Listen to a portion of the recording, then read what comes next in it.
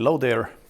My daughter will be turning 10 and she's been asking me to build a wooden horse for her for quite a while actually. So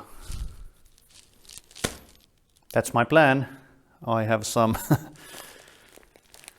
string or rope that I will probably use to make the hair. I have some random pieces of store-bought wood that I'll maybe use. I have some leftovers when I rebuilt these worktops. And then I also have a rough drawing of a head. The plan is I will cut this out and make it here and see, but as mentioned, I have no idea what I'm doing, so let's see. So I didn't really have a proper plan how I will do this. I had some pictures, some measurements I had taken from Google, but many of the things I just winged it. But then again, this is really not a piece of fine furniture, so it was fine to just figure things out as I went. I didn't use any fancy joinery or anything. I mean, yeah, I use a domino here just to get the alignment correct for the first glue up. But most of the things I was basically using very simple and basic tools throughout the build. And of course, these simple boards you could buy ready from your store, so you don't really need to do glue up if you find them readily available. But making these obviously is a very simple task. While they were drying up, I started working on the shape of the head, which I had pre-drawn on a piece of cardboard. Then I cut the shape out, and once I was done and I was looking at the shape, to me it looks more like a pony than a horse. Doesn't really matter. Even the fact that it somehow might look like a head of a horse or pony is more than I was expecting from myself, because I cannot draw anything with a pen. So I was pretty happy with it. Then it was time to cut the shape using my bandsaw. And to get the final shape, I just used my sander. And after getting it roughly done, I attached the head to my vise and used a bit of hand sanding just to get the final shape and everything in order. So nice, quick and simple and easy.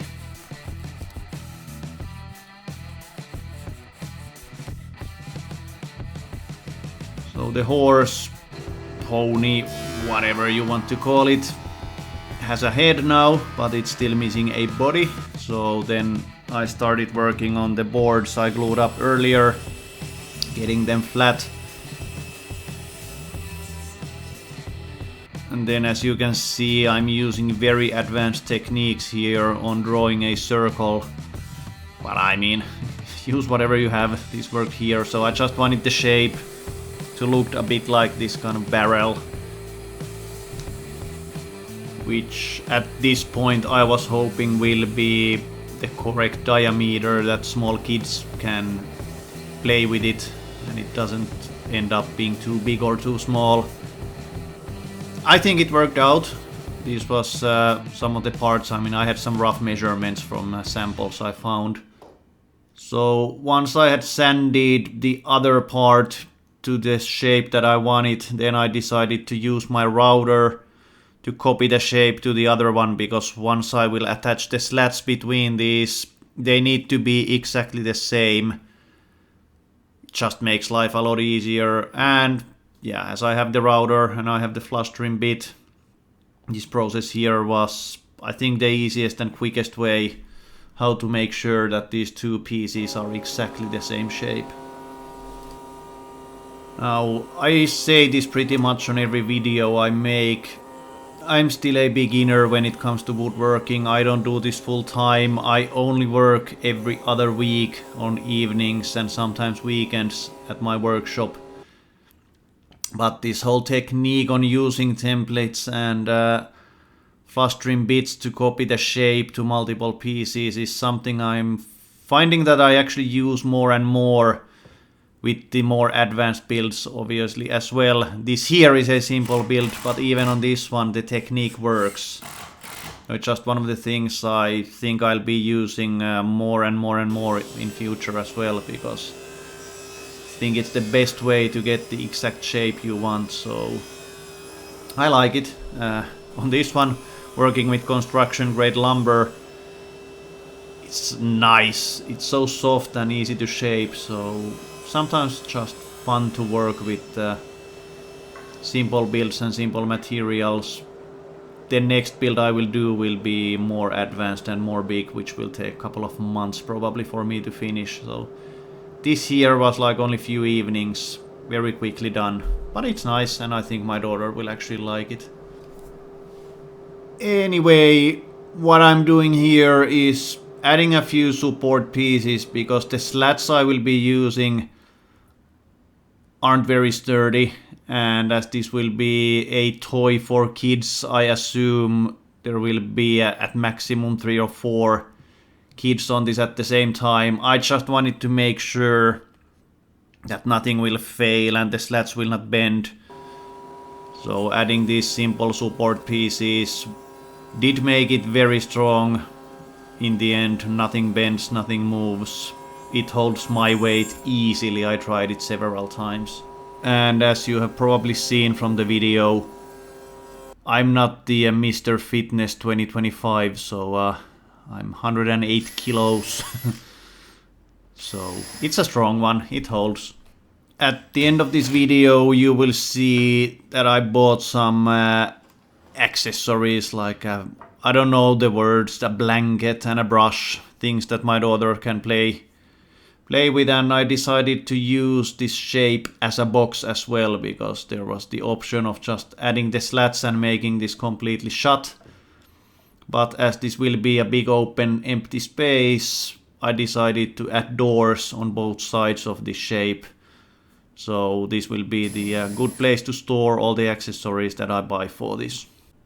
Now, as you saw, the first try on the door didn't fit perfectly. I had to do some adjustments, and while doing those I decided to add magnets as well, because for any reason, maybe the shape of the barrel, the way I did it, the door kind of wanted to stay a bit open. I mean, not by much, but it was annoying, so I decided to add magnets at the bottom of both doors. And also that one required a bit of adjustments here and there. I've never used them in this way. Again, I had no idea what I'm doing. But in the end, I got it to work out, so it's actually nice now that when the doors are shut, the magnets will keep them shut as well, so just works. Then I was pretty much done with the main body of the horse pony.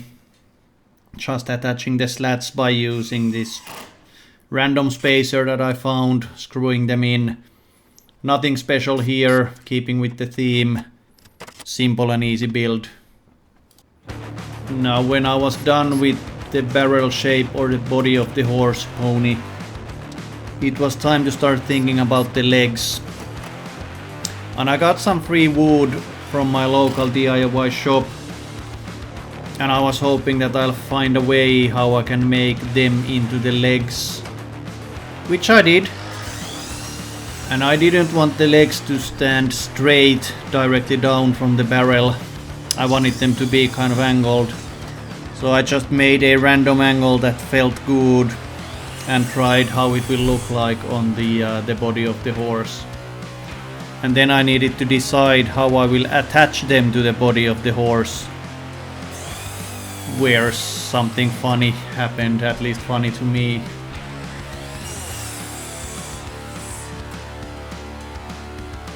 So, as I've said, I'm pretty much winging it. I mean, I now cut the legs, and yeah, the idea is that I will somehow attach these, and I mean, I will use screws sorry, to get them in, and then I started thinking it would be nice if I had something surrounding it as well, so I can actually attach them from a few sides. So went to look what I have, and it's funny sometimes how things work out, because I don't know if you've seen, I have a video where I built this easy outdoor chair. And from that build I have leftover pieces, and the funny thing is, it's like to the millimeter exact size here. So I mean, oh, I think I need to play some lottery because I basically don't have to cut these at all because they are exactly the right size. Obviously, these ones here I need to cut, but I mean, just funny. Oh well, I don't mind, so I guess I'll be using these.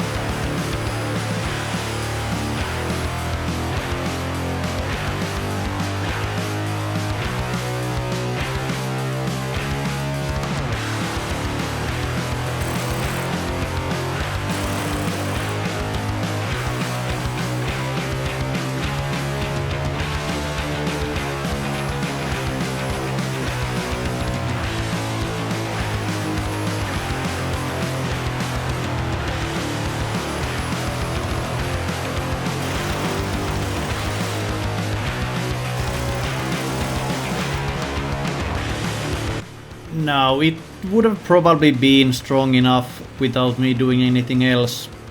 But I had more of these pieces left over from the previous build. And I decided to add even more extra support, which will also work as kind of a step that will help the little kids when they hop on board of this horse.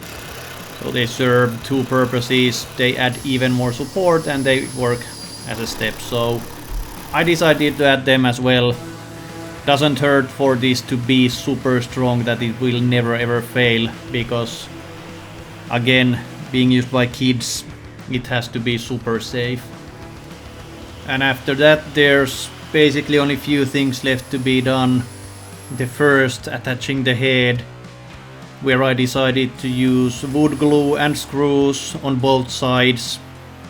That seems to be holding very well. Actually now, by the time I'm doing this voiceover, my daughter has been playing with that already for a week. Everything is holding up well. She has been super happy. She's been actually watching TV and making her homework and everything on top of that. Even tried to eat while being on top of that horse, so she's happy. And as I mentioned in beginning of the video, I bought rope with the idea that I will use it somehow to make the hair and the tail for the pony horse. And this is something I learned from my brother because he did a very similar build earlier. I copied much of his design for this. So just gluing up the rope first to the head and then adding wood glue after it to make sure it will stay there for as long as this toy gets used.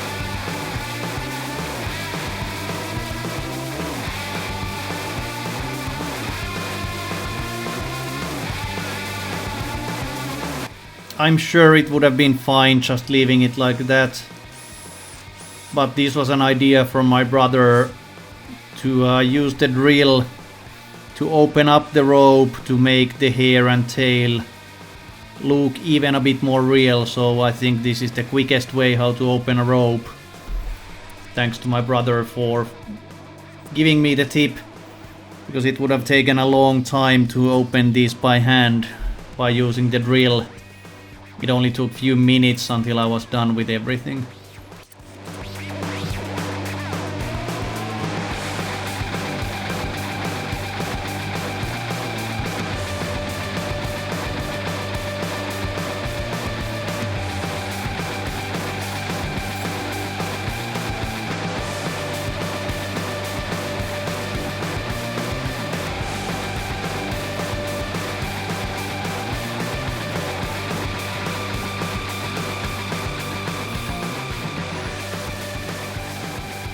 And with that, it's done.